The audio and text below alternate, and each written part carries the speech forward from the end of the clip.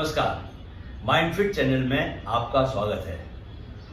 आप ये बात तो ज़रूर मानेंगे कि किसी भी काम को अच्छा करने के लिए ये बहुत ज़रूरी है कि हम उसकी अच्छी शुरुआत भी करें। तो अगर आप ये चाहते हैं कि आपका दिन बहुत अच्छा गुजरे, तो उसके लिए आपको ये सुनिश्चित करना पड़ेगा कि आपकी दिन की शुरुआत बहुत अच्छी हो। मैं बात कर रहा हूँ पेट को साफ करने की। जी हाँ, बहुत सारे लोग इस बात को बताते नहीं हैं, लेकिन वो रोज़मर्रा के जीवन में कॉन्स्टिपेशन का शिकार होते हैं, जिसकी वजह से वो शारीरिक रूप से अच्छा महसूस नहीं कर पाते। और जब आप शरीर से अच्छा महसूस नहीं करते, तो दिमाग से और मन से भी अच्छा महसूस नहीं कर पाते। तो लेकिन ये कोई बहुत इसमें रॉकेट साइंस नहीं है, कोई ऐसा असंभव काम नहीं है कि जिसको हम सीख ना पाएँ। कुछ बातों का अगर आप ख्याल करें तो आप अपने पेट को सुबह सुबह ही बहुत अच्छे से साफ कर सकते हैं, और इस तरह अपने पूरे दिन को आप एक ऊर्जा के साथ, एक पॉजिटिव एनर्जी के साथ आप गुजार सकते हैं, मन चाहे काम कर सकते हैं। पिछले दिनों मेरी माँ जब बीमार पड़ी थी तो उन्हें कॉन्स्टिपेशन की शिकायत हुई थी। 3-3, 4-4 दिन तक उनका स्टूल पास नहीं हो पा रहा था। उनका इलाज करते हुए मैंने ये जाना कि कौन कौन सी वो बातें हैं जिनको अगर हम अपने जीवन में लेके आएँ तो आपको इस कॉन्स्टिपेशन नाम की बहुत ही गंदी बीमारी से आपको निजात मिल सकती है। तो पहले तो मैं आपको ये बताना चाहूँगा कि मैं चूँकि इस बीमारी का एक समय पर बहुत पहले शिकार था, लेकिन पिछले कई सालों से मुझे ऐसी कोई परेशानी नहीं है। तो मैं ऐसी क्या क्या चीज़ें करता हूँ सुबह उठने के बाद, जिसकी वजह से मुझे ये समस्या नहीं होती। देखिए, इवन आपसे बात करते हुए भी, क्योंकि सुबह का टाइम है, सुबह मेरा दिनचर्या में ये बहुत रोज़मर्रा की दिनचर्या का हिस्सा है कि मैं करीब ये जो इतना पानी है, करीब 3 गिलास पानी इसमें आ जाता है, 3 से 3.5 गिलास। ये पानी मैं अदरक का पानी और उसमें हल्का गुनगुना पानी करके मैं इसको लेता हूँ। रोज़ ही मैं इसको पीता हूँ। तो ये तो मैं बाद में पीता हूँ, ऑलरेडी मैं फ्रेश हो चुका हूँ। सुबह उठने के बाद आपको क्या करना है, पहले आप में एक ग्रेटिट्यूड की भावना आनी चाहिए। आप उठने के बाद बिस्तर जब छोड़ के बैठ जाते हैं, आंखें बंद करके ईश्वर की स्तुति कीजिए, परमात्मा की स्तुति कीजिए और परमात्मा का धन्यवाद दें कि आपको एक नया खूबसूरत दिन देखने को मिल रहा है। उसके बाद आपको लंबी सांसें लेनी है, 3-4। जैसे ही आप लंबी और गहरी सांसें भरते हैं, आपके शरीर में ऊर्जा आती है। आपका पूरा शरीर, क्योंकि आपके खून में ऑक्सीजन जाता है और वो एक ऊर्जा का संचरण होता है।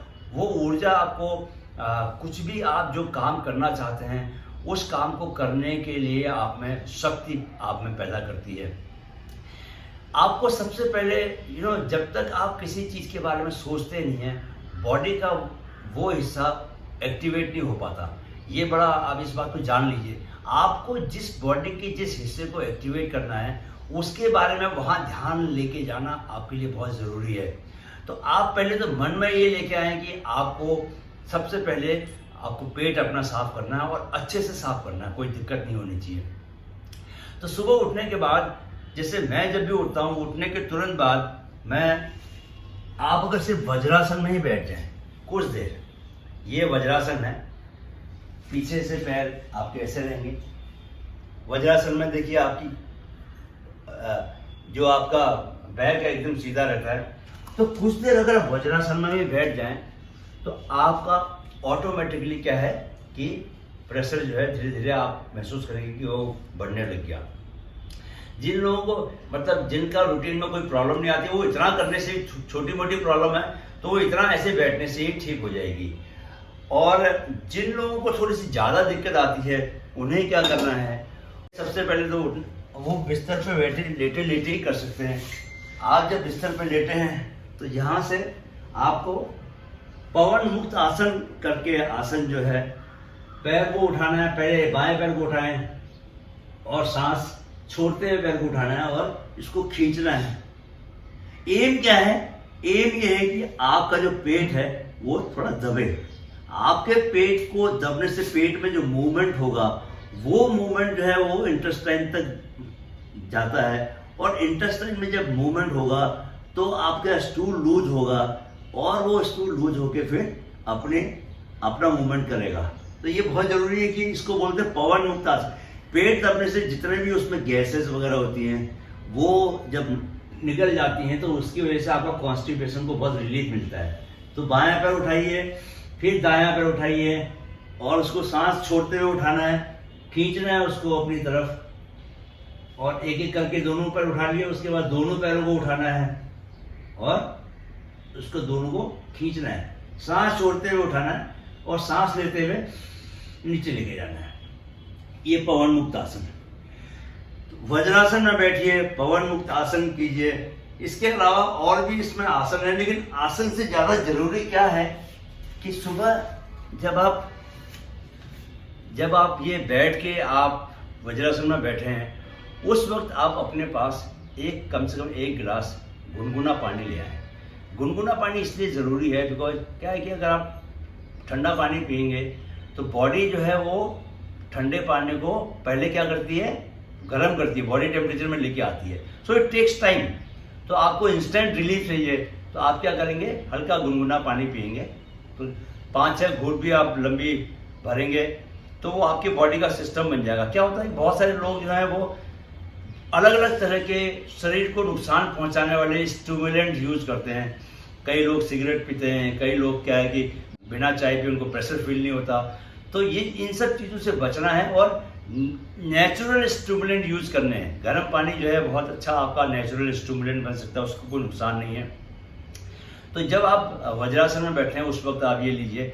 और आपको जितने भी पेट को दबाने वाले जो योगासन हैं, जो लोग यंग हैं वो मुश्किल आसन भी कर सकते हैं, लेकिन जिन लोगों की थोड़ी उम्र हो गई है जो बहुत मुश्किल आसन नहीं कर सकते, उन लोगों के लिए सिर्फ अगर पेट के बल लेट भी जाए, इसको बोलते हैं मकरासन। मकरासन में क्या है, पेट के बल सिर्फ लेटना है। हाथों को दोनों हथेलियों को एक दूसरे के ऊपर रख के ऐसे लेट जाएं तो पेट पर प्रेशर पड़ता है। पेट पर प्रेशर पड़ने से ऑटोमेटिकली जो है वो आपके वो प्रेशर जो है वो इंटेस्टाइन में जाता है और आपको प्रेशर फील होता है और आप आराम से, आपका कॉन्स्टिपेशन ठीक हो सकता है। इसी में एक और आसन है जिसको बोलते हैं भुजंग आसन। भुजंग आसन में आपको दोनों हाथों को छाती के पास रखना है, पैरों को बिल्कुल पीछे सीधा रखना है। आपके जो टोज हैं वो बाहर की ओर पॉइंटेड रहेंगे और यहाँ से सांस लेते हुए ऊपर आना है। हाथों का यूज ज़्यादा हल्का सा सपोर्ट ले सकते हैं आप, ऊपर आना है और ये देखना है कि आपका नाभि जो है वो जमीन पर है। तो इससे क्या है कि पेट पर प्रेशर पड़ता है और जो वो प्रेशर जो है वो इनर ऑर्गन्स पर जाता है और आपको कॉन्स्टिपेशन से रिलीफ मिलता है। तो ये बहुत कि कॉन्स्टिपेशन एक ऐसी चीज है जिससे बहुत लोग बहुत ज़्यादा त्रस्त रहते हैं, लेकिन वो उसकी बात नहीं करते हैं। और इसकी वजह से क्या होता है कि जब आपके शरीर में गंदगी है वो साफ नहीं हो रही, उसकी वजह से और कॉम्प्लिकेशंस पैदा होते हैं, दूसरी तरह की बीमारियां भी आपको लगना शुरू होती है। तो ये बहुत ज़रूरी है कि आप सुबह की आपकी जो दिनचर्या है, जितना आप पानी पिएंगे, जितना आप फाइब्रस फूड खाएंगे, उतना आप इस बीमारी से बचे रह सकते हैं। आप खाना क्या खाते हैं इस पर भी बहुत निर्भर करता है कि आप कितना कॉन्स्टिपेशन इस बीमारी का शिकार हैं। मैं ये रिकमेंड करूँगा कि कम से कम आपको दिन में 1 बार फ्रूट्स का एक प्लेट बना के लेना चाहिए। आपको फाइब्रस वेजिटेबल जितना संभव हो सके उतना लेना चाहिए। मोटा अनाज खाना चाहिए। पतला, जैसे गेहूं का जो आटा होता है वो बहुत ज़्यादा पतला होता है और उसको पचाने में बहुत मुश्किल होता है, तो मोटा अनाज लेना चाहिए। और अगर आप पानी ज़्यादा पीते हैं तो कोई वजह नहीं कि आपको इस बीमारी का सामना करना पड़ेगा। ये बीमारी जिन लोगों को होती है उन्हें मालूम है कि किस तरह मानसिक रूप से वो इससे त्रस्त रहते हैं, बिकॉज पूरे दिन भर वो फ्रेश नहीं फील करते। जब तक आप फ्रेश नहीं फील करोगे, जब तक आप एनर्जेटिक नहीं फील करोगे, वही चीज़ आपके काम में भी ट्रांसफर होती है। तो आपका काम भी वैसे ही रहता है। आप चाहते हो कि काम बहुत एनर्जी वाला रहे, तो आपको शरीर से और माइंड से वो उस तरह की एनर्जी आपको फील करना बहुत ज़रूरी है। एक प्राणायाम है जिसमें आप उठने के बाद तुरंत कर सकते हैं। इसको हम योगा इंस्टीट्यूट से जिन्होंने योग सीखा है वो जानते हैं कि इसको प्राणायाम नंबर 4 बोलते हैं। इसमें क्या है कि आपको सुबह जब आप लेटे हैं तो आप लेटे लेटे से पैर को फोल्ड कर लीजिए। पैर को फोल्ड करके हाथों को पेट पर रख लीजिए। हाथों को पेट पर रख लीजिए और जब आप सांस लेंगे तो पेट आपका ऊपर जाएगा। इनहेल, जब आप सांस लेंगे तो पेट ऊपर जाएगा, जब सांस छोड़ेंगे तो पेट नीचे जाएगा। ऊपर गया और हाथ इसलिए रखते हैं बिकॉज आपको पेट का ऊपर नीचे जाना आपको पता चलेगा कि पेट ऊपर जा रहा है नीचे जा रहा है। इस करीब 1 मिनट तक ये कीजिए। इससे जो पेट का जो मोशन होगा, पेट का जो मूवमेंट होगा ऊपर नीचे, उसकी वजह से वो मूवमेंट जो है वो इनर ऑर्गन्स में पास ऑन होता है, वही इंटेस्टाइन में भी जाएगा और आपको कॉन्स्टिपेशन से रिलीफ मिलेगा। तो ये कुछ बातें हैं जिनका अगर आप ख्याल रखेंगे तो आप इस बीमारी से ज़रूर मुक्त हो पाएंगे। मैंने चूँकि अपनी माँ को बहुत नज़दीक से देखा है किस तरह वो इस बीमारी से त्रस्त थी और अब वो बिल्कुल इस बीमारी से बाहर निकल आई हैं। उन्होंने बहुत समय तक उनको 2-2 महीने तक दवाइयाँ लेनी पड़ी। कॉन्स्टिपेशन का शिकार होने के बाद आप कुछ भी इंजॉय नहीं करते। आपको खाना खाते हुए भी आपको डर लगता है कि ये खाना खा तो रहे हैं लेकिन ये पास ऑन होगा नहीं होगा। तो वो आपके जीवन को बहुत ही आपके जीवन से जो आनंद है, जो स्वाभाविक है कि जीवित होने का जो आनंद है, उस आनंद को ही वो छीन लेता है। तो इसके लिए जो मेरी माँ ने जो करना शुरू किया, उन्होंने कुछ योगासन करने शुरू किए, सुबह पानी पीना शुरू किया और इस बात का भी ख्याल करें कि जो आपका रात का भोजन है वो थोड़ा जल्दी ले लें। आइडियली क्या है कि आप 7:30-8 बजे से पहले ही अपना रात का डिनर ले लें, कम से कम सोने से 3 घंटा पहले, सो दैट कि बाय द टाइम आप सोने जा रहे हैं खाना अच्छे से पच जाए।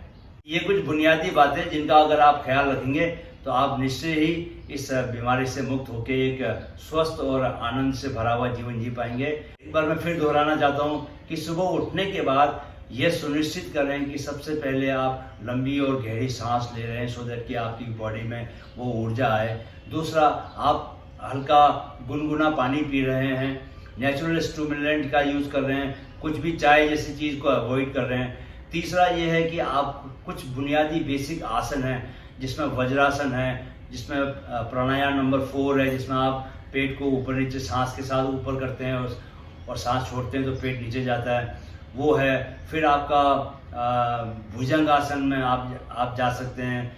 वज्रासन में तो खैर बैठेंगे। तो ये कुछ बुनियादी आसन है, ये आसन करें और अपने भोजन को थोड़ा ठीक करें। फाइब्रस फूड ज़्यादा लें, मोटा अनाज लेने की कोशिश करें, सब्जियां बहुत लें और दिन भर अपने को हाइड्रेट रखें। तो कोई वजह नहीं कि आपको कॉन्स्टिपेशन से छुटकारा ना मिले। और एक बार इससे छुटकारा मिलने के बाद कोशिश करें कि आप अपनी दिनचर्या को, जिन बातों की वजह से आपको इससे छुटकारा मिला है, उन बातों को आप नियमित रूप से फॉलो करें, सो दैट कि आपको दोबारा कभी इस बीमारी की गिरफ्त में न जाना पड़े और अपनी ऊर्जा का आप उपयोग जो है वो सकारात्मक चीज़ें, कंस्ट्रक्टिव चीज़ें, रचनात्मक कार्य करने में ही लगाएं। एक बार आपका जब ये रूटीन का हिस्सा बन जाएगा, आपका एक बार सही से आपका प्रेशर रिलीज होने लगेगा, तो आप महसूस करेंगे कि धीरे धीरे आपकी बॉडी को उसकी आदत बन जाएगी। तो एक बार बॉडी की हैबिट बन गई, आपने अगर गर्म पानी को, गुनगुने पानी को एक नेचुरल स्टूडेंट के रूप में लेना शुरू कर दिया तो फिर आपको कोई दिक्कत नहीं होगी, फिर आप इस बीमारी से मुक्त हो जाएंगे। लेकिन जब तक बॉडी की हैबिट नहीं बनती है तब तक आपको इन सारी बातों का बहुत ख्याल रखना पड़ेगा कि आप सुबह उठने के बाद क्या कर रहे हैं, गर्म पानी ले रहे हैं या नहीं ले रहे, आप भोजन कैसा कर रहे हैं। इसके अलावा स्ट्रेस का भी बहुत फर्क पड़ता है कि आप सोच कैसे रहे हैं। अगर जनरली आप खुश रहेंगे तो बॉडी के अंदर अच्छे केमिकल्स रिलीज होते हैं, तो वो आपकी बॉडी को अंदर से उसकी फंक्शन को बहुत अच्छा बना के रखते हैं। और स्ट्रेस की वजह से क्या होता है कि ऐसे केमिकल रिलीज होते हैं जो कि आपकी बॉडी में वो जहर का काम करते हैं, मतलब। तो उससे बचना है, खुश रहना है, अच्छा भोजन करना है, पानी पीना है और कुछ बेसिक आसन करने हैं और आप इस बीमारी से, कॉन्स्टिपेशन से आप हमेशा के लिए मुक्त बने रह सकते हैं। वीडियो देखने के लिए बहुत बहुत शुक्रिया।